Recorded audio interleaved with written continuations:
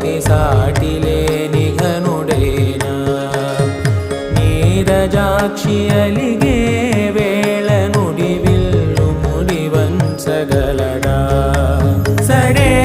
చాలు శత సైన్యాలు నడిపే ధీరుడైనా వసుధావాణి మిథిలావేణి మది వెనుక పలుకు పలుకులెరుగగల